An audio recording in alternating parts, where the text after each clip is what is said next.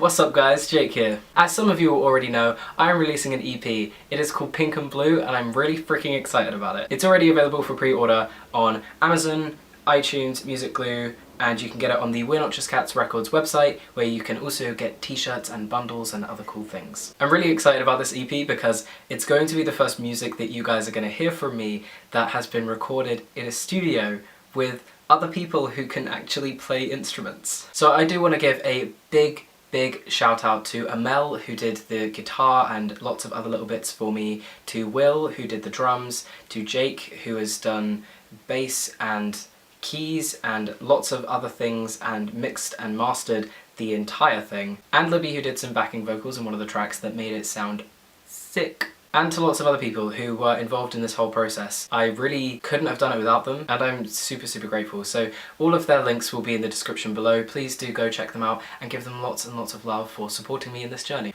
But I am here to talk you through the entire process of what making this EP was like for me and answer some of your questions from Twitter. So let's go. I have been writing songs for this EP for quite a while, and a lot of these songs weren't written with the intention of going on an EP. For example, Open Doors, I wrote 4 years ago when I started a music course at college. You Can't Tell Me was written about 3 years ago, which I performed at SITSI. Pink and Blue, Holy and Jealousy were all written kind of within the last year, but none of these songs are super new, and a lot of that is down to the fact that it takes, surprisingly, a really long time to produce music. After I'd written a heck load of songs over the past couple of years, I picked out the ones I liked best, the ones that I felt really fit a theme and encompassed everything I wanted to say with an EP.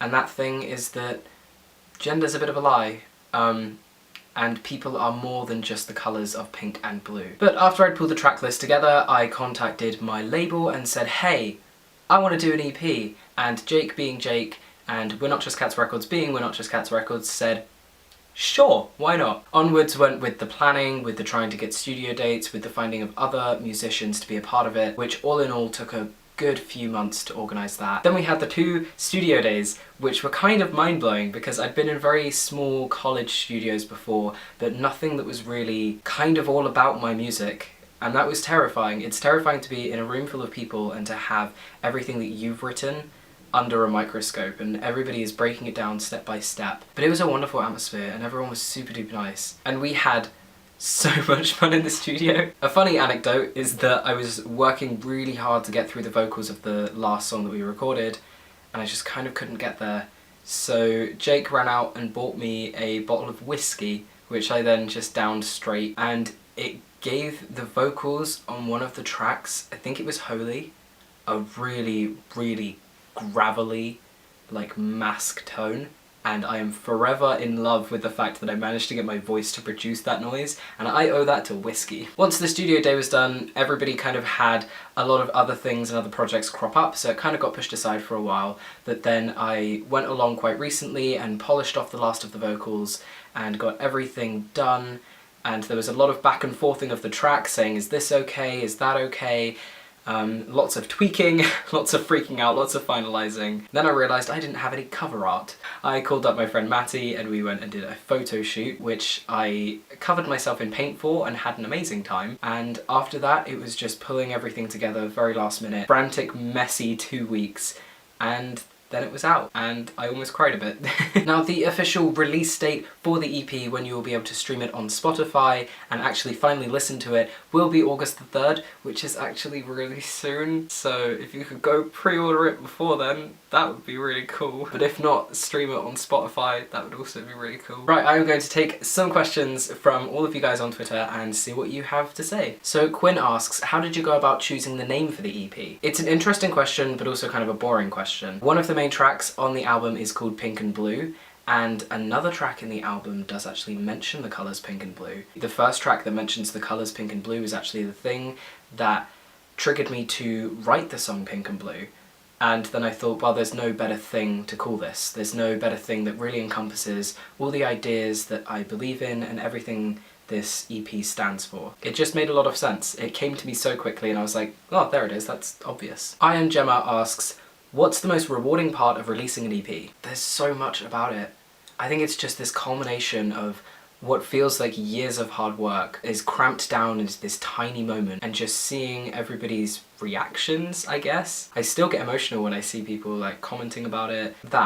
That's the most rewarding part. Luke asks, how much big dick energy will it exude? I feel like Holy has a lot of big dick energy, but I'll leave that for you guys to judge. Booker asks, what do you want your music to do for others? That's a very intense question because it's hard to answer without being full of myself or feeling like there is something people should take away from the EP. I think a lot of the tracks have an underlying message that I would like people to take away, but also people can find their own meaning in the lyrics and their own meaning in all of the tracks. But overall, I want people to be happy. I want people to feel empowered and to connect to it. And I think that's just kind of what every musician wants. I think we want people to feel something that is profound, no matter what that feeling is, just anything. Rainbow J Summer says, who are your main music inspirations? If I'm gonna boil it down to a few though, I would probably just pick Years and Years and Darren Criss.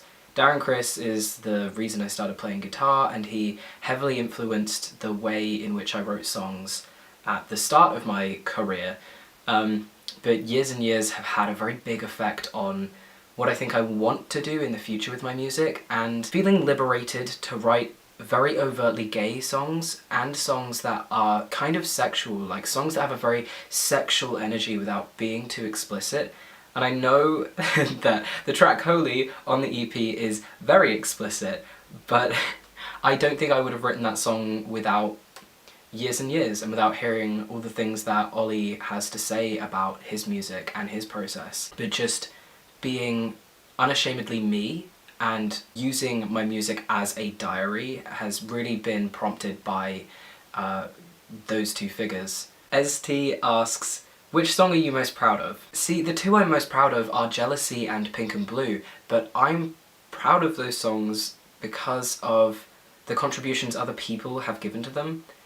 Pink and Blue has turned out incredibly well, and a lot of that, or even all of that, is down to all of the additions that Jake has made to the track and the vocals that Libby has put in. I heard the song before Libby and after Libby, and the song elevated tenfold, and all of the like synth additions into it that Jake put in give it so much life. And with Jealousy, that was a song that we went into the studio with not really having any idea what we were doing with it, and then Amel comes along and does this one little thing on guitar, and everyone was like, do that again. And then she did, and then she added more and more, and it just eventually layered up and up and up, all in the studio, all in the space of about a day, and then it became a fucking bop. We added gang vocals basically just for a laugh, but it worked and it was magical and it clicked. And then Will, the drummer, suggested we put a woo at this very specific point, and I can hands down say without a shadow of a doubt my favourite 4 seconds on this entire EP is the moment from that woo to the moment I say the word fuck. That little moment is my favourite. And Alex on Twitter asks, what was your biggest general inspiration? That's difficult to pin down. Actually no, it's easy to pin down. It was you. You were the biggest inspiration. And I know that's going to sound like a load of horseshit, but it's true, because everything I do, yes, I enjoy it, and yes, it's a passion for me and it's something I want to do, but I wouldn't want to do that without you. Everything I want to strive to achieve is inspired by you. It's inspired by these moments when I'll meet someone and they'll tell me a story about their life, and it will hit home that I don't just exist inside my bedroom.